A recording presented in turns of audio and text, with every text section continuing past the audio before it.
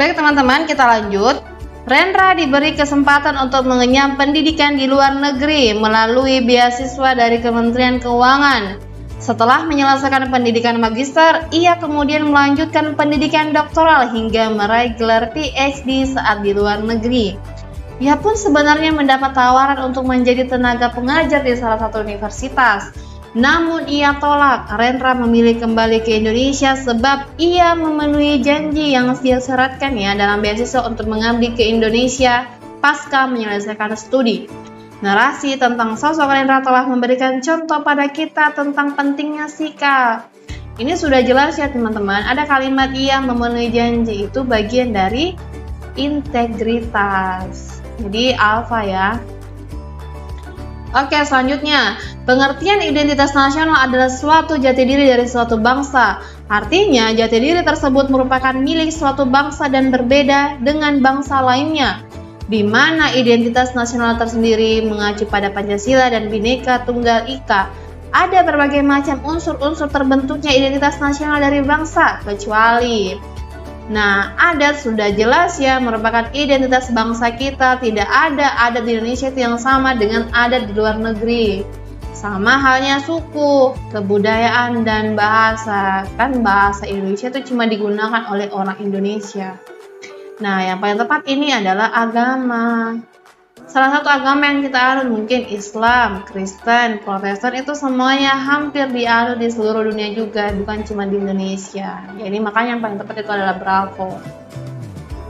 Kemudian komponen utama dalam sistem pertahanan rakyat semesta dalam upaya bela negara adalah terkait sistem pertahanan rakyat semesta ini, dia diatur dalam pasal 30 ayat 2 ya.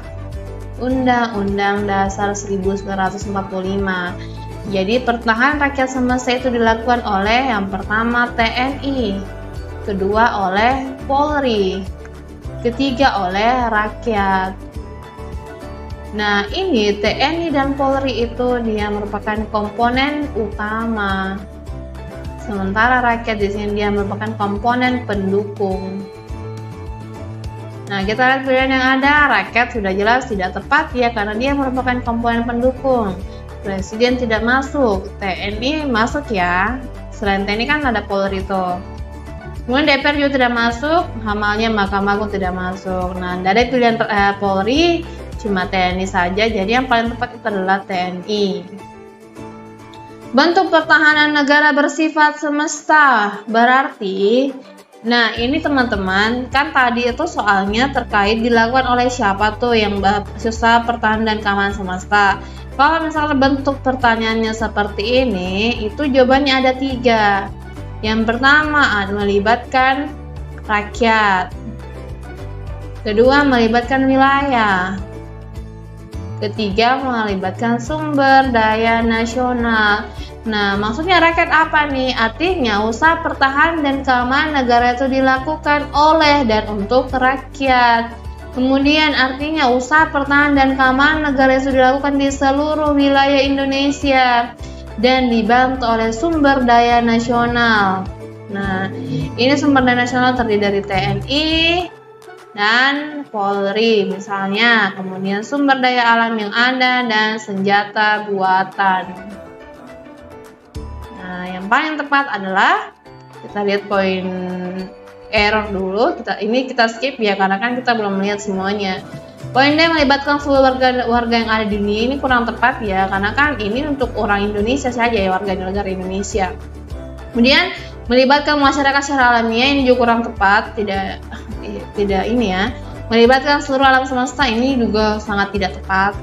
Melibatkan seluruh rakyat, ada rakyat nih, ini ada kan. Kemudian seluruh sumber daya nasional, ini ada nih. Yang paling tepat adalah alfa.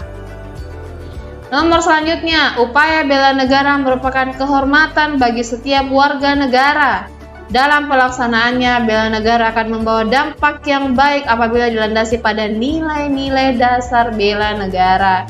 Berikut ini yang bukan merupakan 5 nilai bela negara adalah kalau kita mengacu dengan peraturan Menteri Pertahanan nomor 16 tahun 2 ini bukan ya, nomor 3 maksud saya. Ini nomor 3 tahun 2016. Nah, di situ diatur dulu terkait 5 nilai bela negara. Yang pertama apa? Ini ya. Ada kesadaran berbangsa dan bernegara. Kemudian yang kedua ada yakin akan Pancasila. Ketiga ada rela berkorban. Kemudian memiliki kemampuan awal bela negara ya. Kemudian yang terakhir itu ada cinta tanah air. Nah, memiliki keyakinan sebagai warga negara itu bukan merupakan bagian dan nilai-nilai dasar bela negara yang tercantum dalam peraturan ini. Ini yang paling tepat adalah delta. Nomor selanjutnya, ketika kerajaan Kutai dipimpin oleh Raja Mulawarman, sang raja menghadiahkan 1000 ekor sapi kepada kaum Brahmana. Nilai-nilai yang bisa kita teladani dari tindakan Raja Mulawarman tersebut adalah, nah ini kaum Brahmana itu dia merupakan wakil Tuhan ya, dia dianggap sebagai wakil Tuhan di dunia dari umat agama Hindu. Nah, kalau kita melihat ini, sang raja menghadiahkan 1000 ekor sapi. Sebenarnya ini sama halnya dengan agama Islam ya, kalau kalian tahu, ketika kita contohnya melakukan kurban.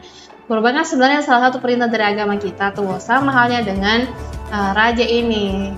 Ini merupakan perintah dari agamanya mereka, makanya dikatakan paling cocok dari pilihan jawaban yang ada itu nilai ketuhanan, artinya nilai religiusitas, menjalankan perintah dari agama. Paling tepat adalah alfa. Kemudian selanjutnya, pada masa kejayaan Kerajaan Sriwijaya, kerajaan ini berhasil menjalin hubungan dagang dengan kerajaan lain seperti Kerajaan Campa. Hal ini berarti Kerajaan Sriwijaya telah mengenal dan melestarikan nilai internasionalisme. Menurut Soekarno, internasionalisme adalah nilai yang melandasi salah satu sila dalam Pancasila, yakni sila keberapa? Ini sudah sangat jelas ya teman-teman. Ingat, sila kedua itu dia mengandung 3 aspek. Yang pertama terkait kemanusiaan. Contohnya bagaimana kita memanusiakan manusia, tidak diskriminatif, kemudian tidak rasis, tidak membeda-bedakan. Dan yang kedua aspek integritas.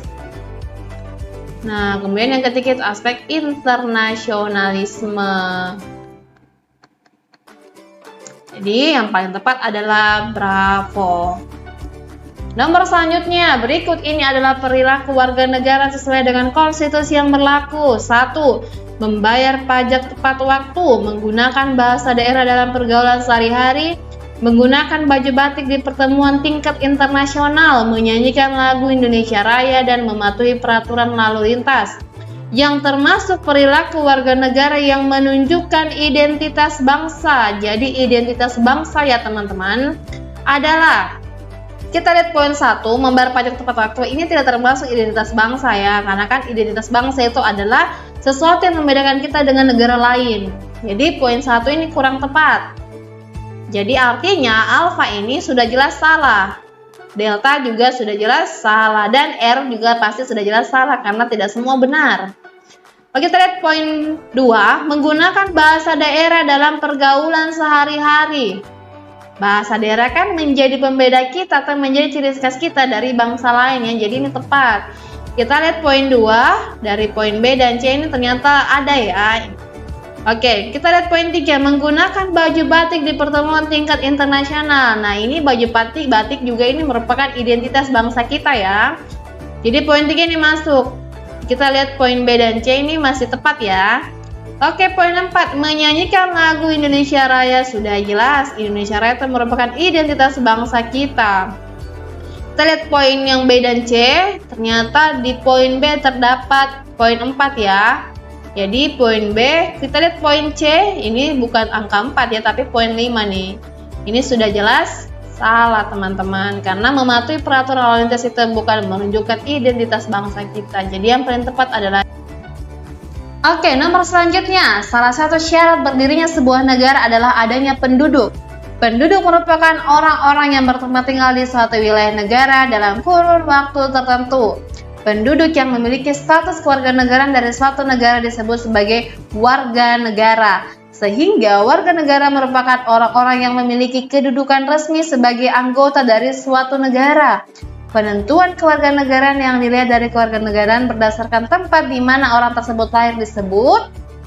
Ini disebut apa teman-teman? Nah, Jadi kalian perlu tahu ada 4 asas kewarganegaraan di Indonesia. 4 asas kewarganegaraan. Ini yang berlaku di Indonesia ya. Yang pertama adalah asas ius sanguinis. Nah, yang kedua adalah asas ius soli. Ketiga adalah asas kewarganegaraan tunggal.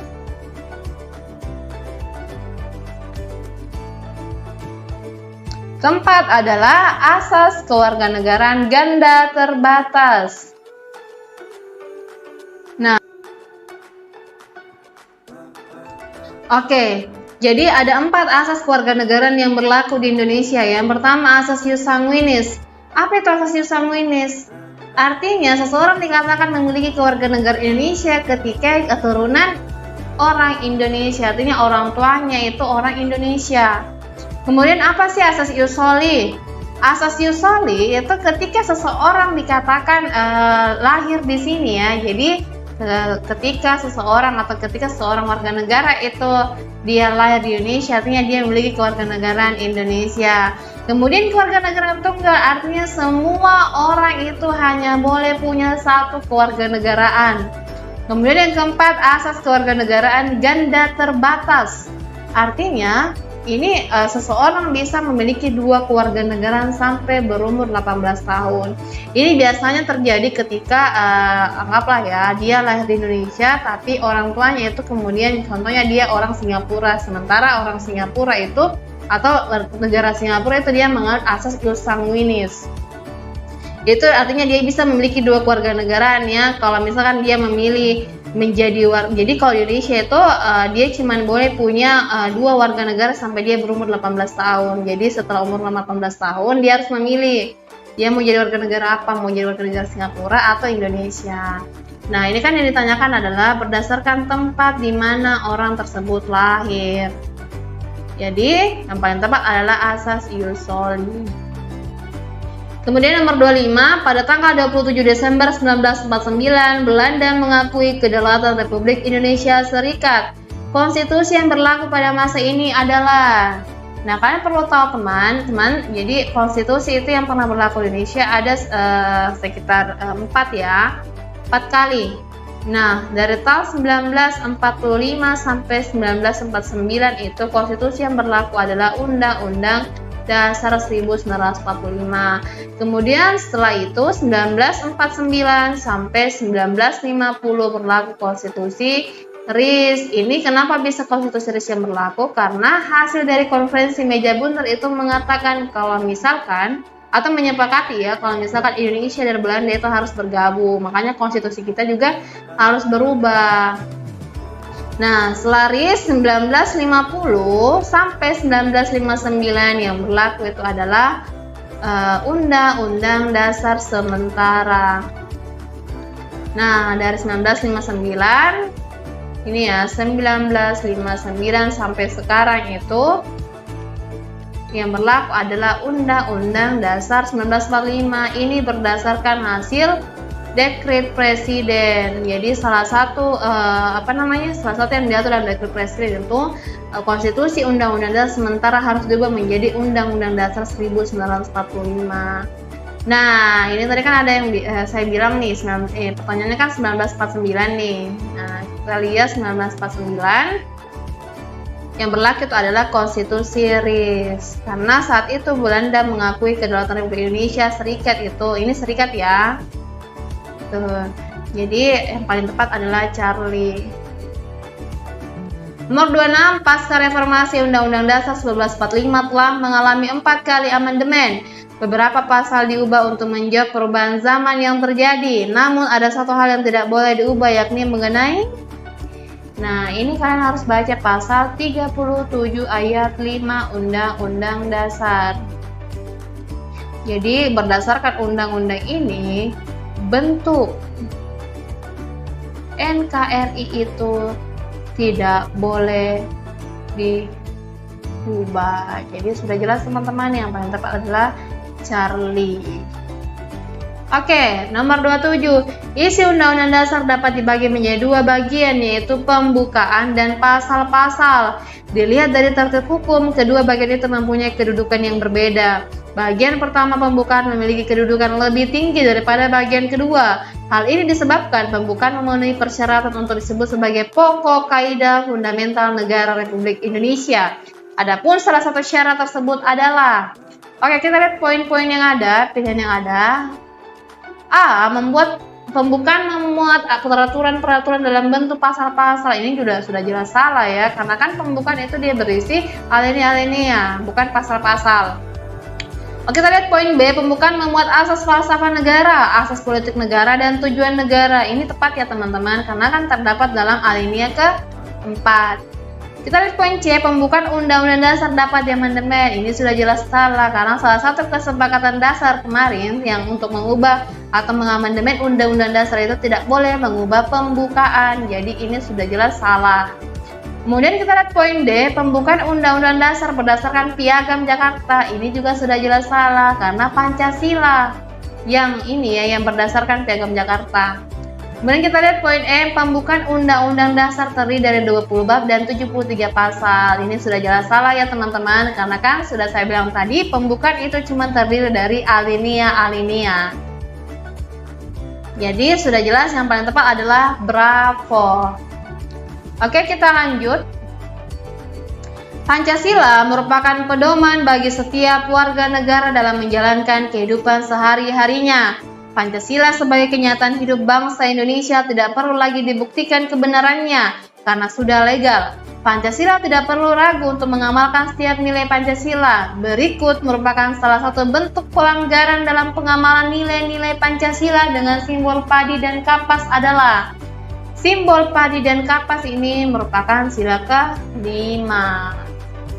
Oke, kita lihat poin A, adanya pelanggaran HAM pada masa Orde Baru sehingga masyarakat menuntut kemerdekaan HAM yang tertuang pada amandemen pasal 28 Undang-Undang Dasar dan terbentuknya Undang-Undang Nomor 39 Tahun 1999.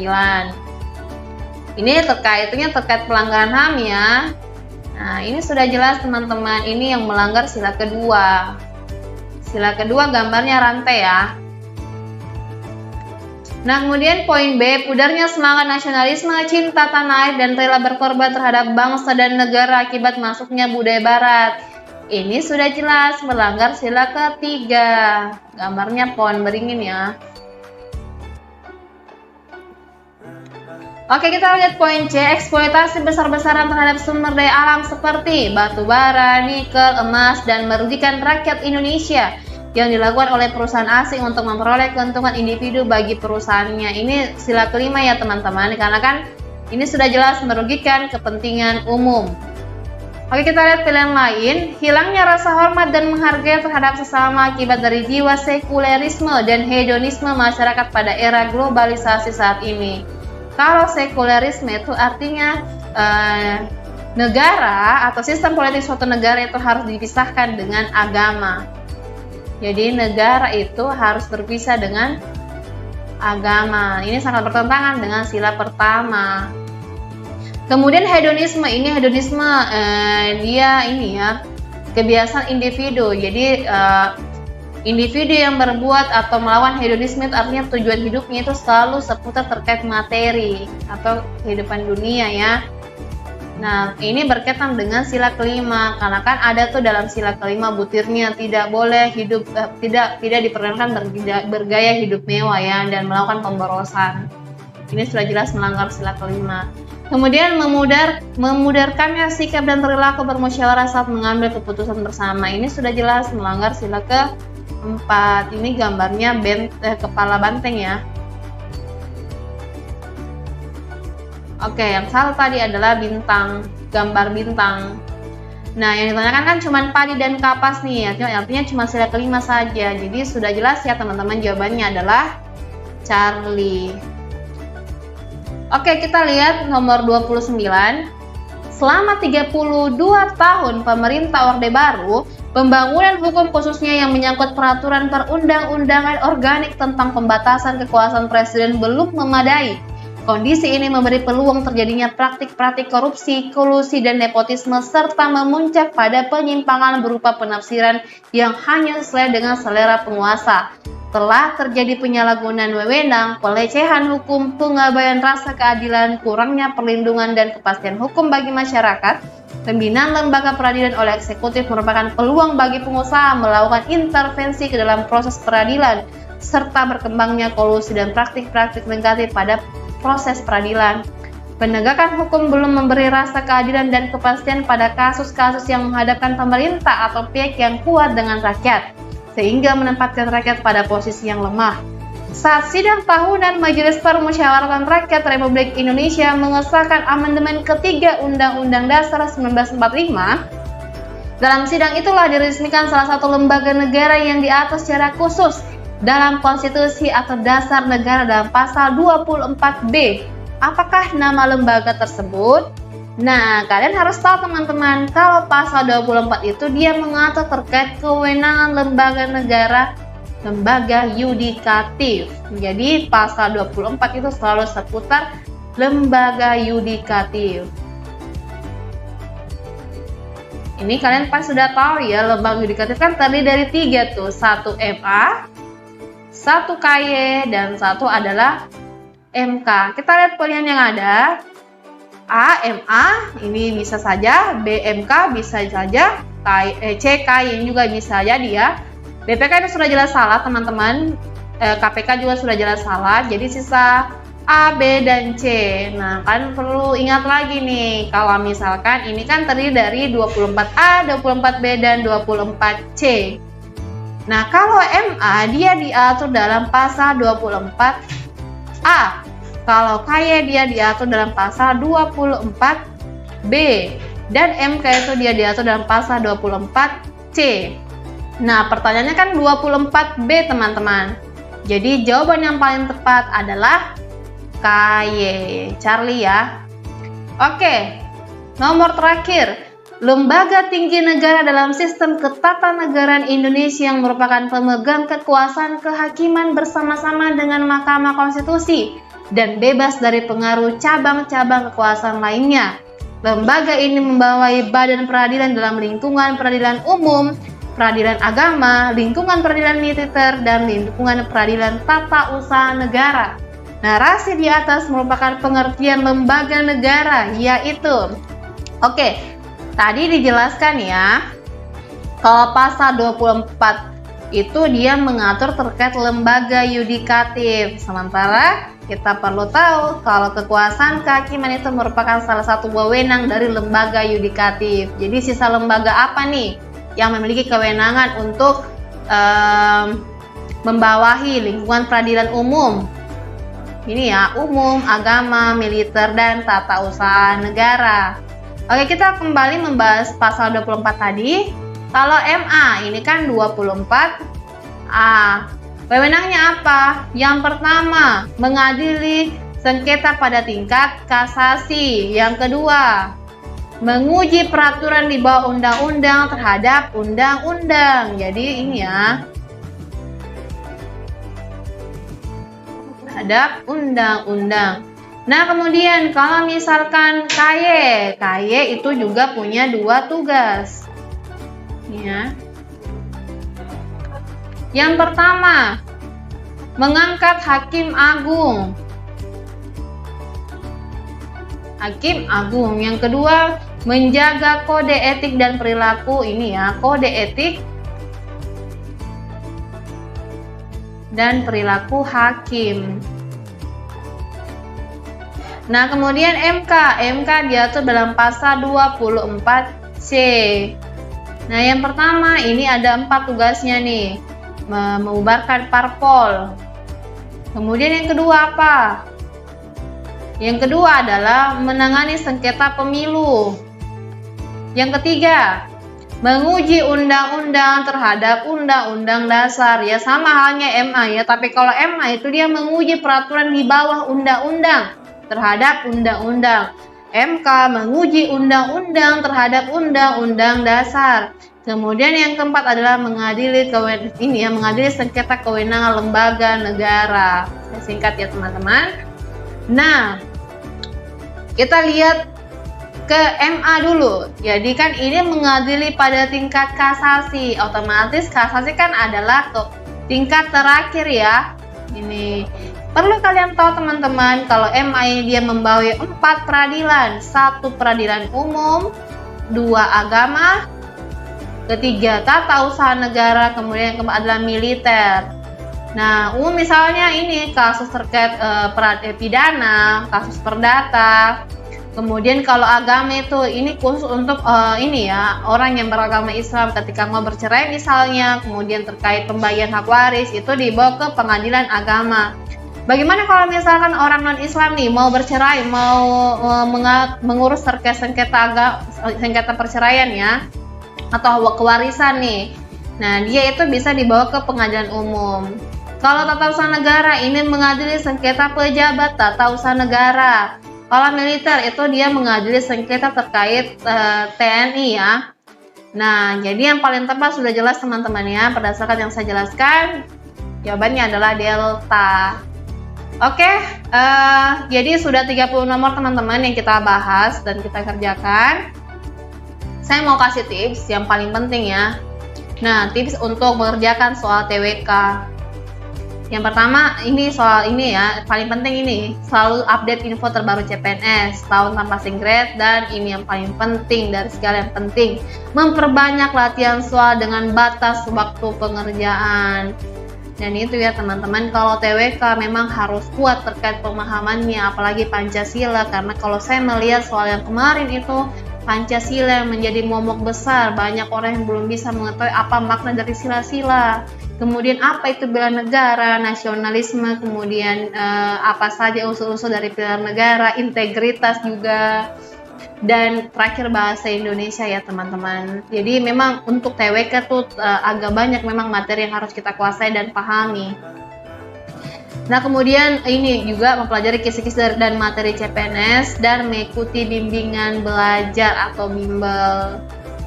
Nah, salah satu bimbel atau tempat bimbingan belajar yang baik menurut saya ya, dan yang kalau saya melihat dari segi tutornya juga, cara menjelaskan, kemudian penyampaian materinya itu, dan kisi-kisi yang dihasilkan dari lembaga bimbingan belajar ini, memang menurut saya yang paling tepat adalah Step Learning Center. Nah, untuk lebih lengkapnya kalian bisa buka website ini paslulus.co.id. Di situ akan ada gambaran bagaimana lembaga ini sebenarnya, apa yang akan kalian dapatkan ketika kalian mengikuti atau menjadi bagian dari bimbingan belajar ini. Oke, sampai situ saja yang bisa saya jelaskan. Kurang lebihnya mohon dimaafkan. Semoga apa yang saya bisa sampaikan itu bermanfaat bagi kalian, dan assalamualaikum warahmatullahi wabarakatuh.